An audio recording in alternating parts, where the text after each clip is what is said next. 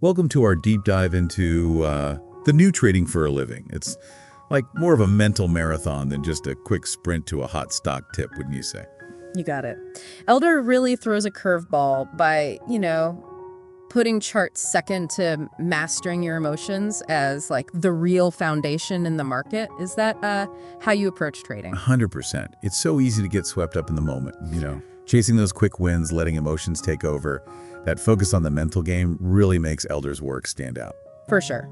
And he doesn't shy away from the not so glamorous side of trading either. Like that story about his client in Greece getting hit with a $40 minimum commission, like every single trade. Ouch. Yeah, that adds up fast, especially for frequent trades.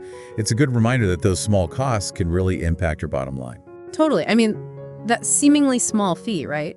It could be what makes or breaks your strategy over time.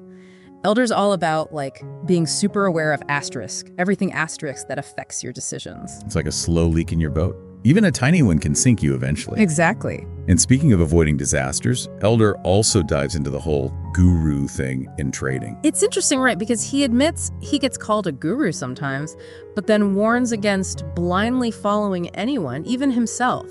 It's kind of refreshing. Totally. He's basically saying, learn from me, but don't depend on me. Understanding the why behind your trades, not just copying someone else. Exactly. It's about building your own, trading philosophy, your own skills. And a big part of that is, risk management. That's where his famous 2% rule comes in. This rule really resonated with me. I mean, you mentioned avoiding emotional trading, right? And this is like having a safety net built in. No matter how good a trade looks, you never risk more than 2% of your capital. Exactly. You got to protect yourself from those impulsive decisions that can wipe out your gains. Listen, even the best traders have losing trades, right? It's how you manage those losses that separates the pros from, everyone else. Okay, so we're thinking like traders now, right?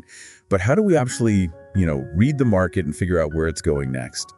Well, Elder, he has this fascinating way of looking at it. He compares the market to, a giant crowd, all driven by emotions, just like us. And crowds can be unpredictable. Right. Even irrational sometimes. Like you get that fear of missing out, everyone rushing to buy. Right. Or the panic selling when things go south. It's all about that collective psychology, isn't it? That's what really moves the market. And that's where, things like support and resistance become so important.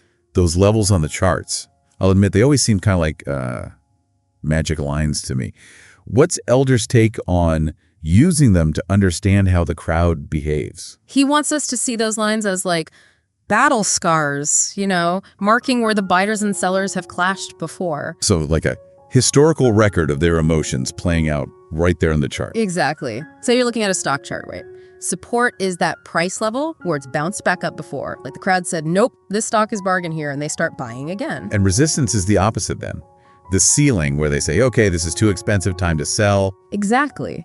These levels, they become psychological markers, showing us where the crowd might react again, buying more or taking their profits. Like they remember those past battles and adjust how they act. Yeah. And then there's moving averages, which I gotta say, I've always had a tough time wrapping my head around. Think of it as a mood ring for the crowd, Is the overall feeling optimistic, pessimistic, or somewhere in between? So if the moving average is going up, it means the crowd is feeling good, bullish, and if it's going down, they're bearish. Exactly. It's a way to gauge the average feeling over time. Okay, that actually makes a lot of sense. And to really understand how strongly they feel, that's where volume comes in, right? Because price alone, it only shows us what they're thinking, but Volume shows us how much they actually asterisk it.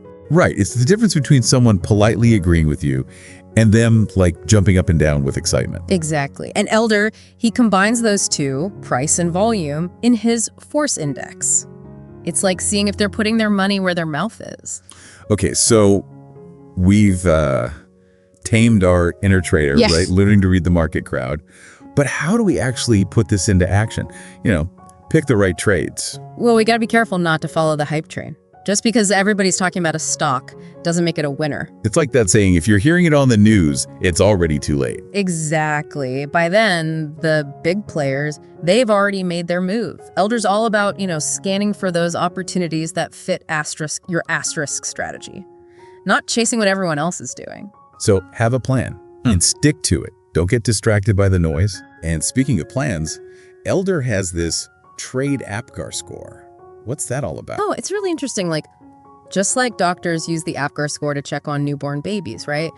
Traders can use the system to see how strong a potential trade is, asterisk before asterisk jumping in. So instead of vital signs, we're looking at market trends, price action, all that. Exactly. Take a step back, look at it objectively. Like Elder says to check the weekly and daily charts, see if those trends match up, look for any weird stuff with price and volume, and of course, the overall market sentiment. So it's like a checklist to make sure you're really thinking it through. Exactly. And even asterisk after asterisk a trade, Elder's big on not just tracking wins and losses, but keeping a trading journal.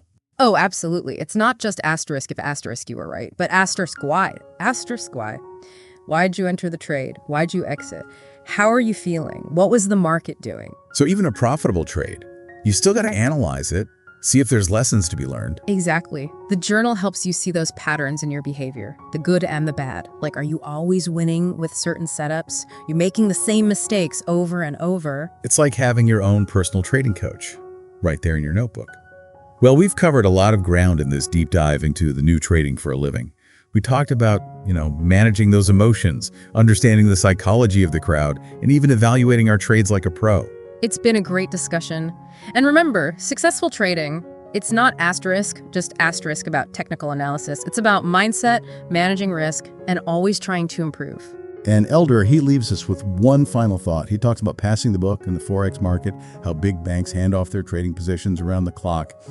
Makes you wonder, is the market really open when we think it is? Or are we just trading on someone else's leftovers? Something to think about. Thanks for joining us on this deep dive, and we'll catch you in the next one.